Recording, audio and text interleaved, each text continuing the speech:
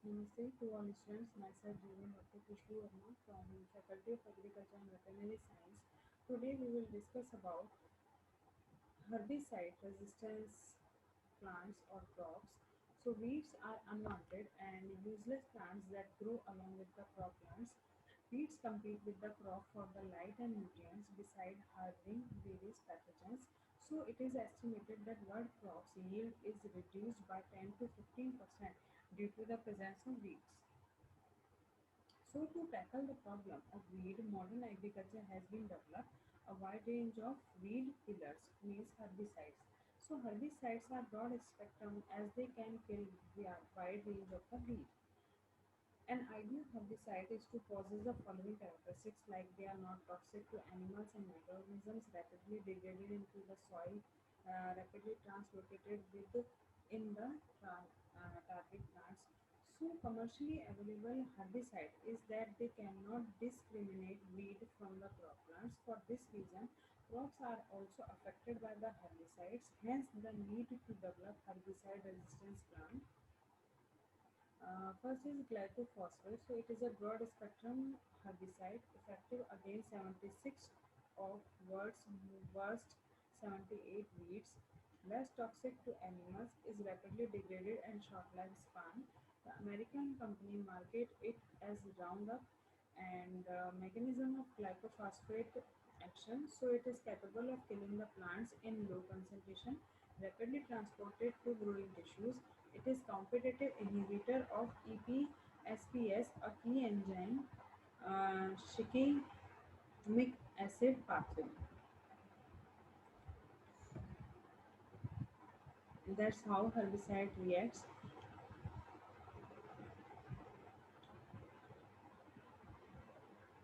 Shikimic pathway result in the formation of AA phenol metabolites and glyphosate bind with the EPSPS and blocks metabolism. Thus, biosynthesis of AA and other products are inhibited. So, cell division and plant growth are blocked. As pathway doesn't occur in animals, so it is not toxic to animals. Advantages of using herbicides: so broad spectrum of weed control, reduce crop injury, reduce herbicide carryover. Disadvantages are ecotoxicity, mammalian toxicity, reduce crop yield. So strategies for engineering herbicide resistance plant. So a number of biological manipulations involved in uh, genetic engineering are in use to develop herbicide resistance plants. First is overexpression of EPSPS gene, use of mutant EPSPS gene, and detoxification of herbicide by a foreign gene. In the first type, which is overexpression of EPSPS gene, so it was detected in petunia. Gene from petunia was isolated and introduced into other plant. The transgenic plant can tolerate glyphosate 2 4 times higher than the required to kill wild type weed plants. Next one is the use of mutant EPSPS.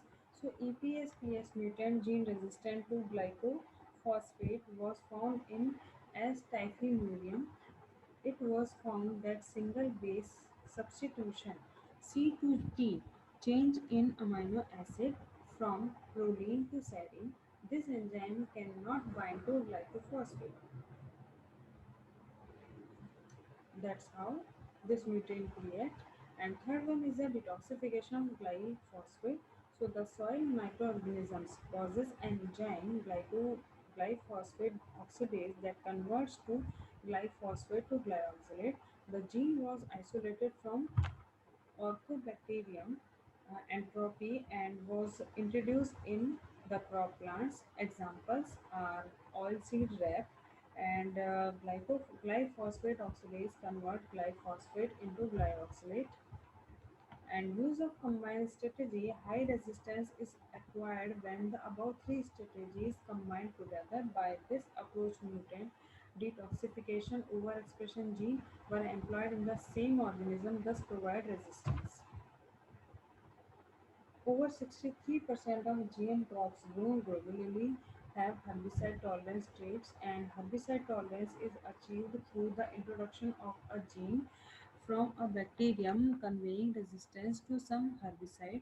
In situations where weed pressure is high, the use of such crops are resulted in a reduction in the quantity of herbicide use.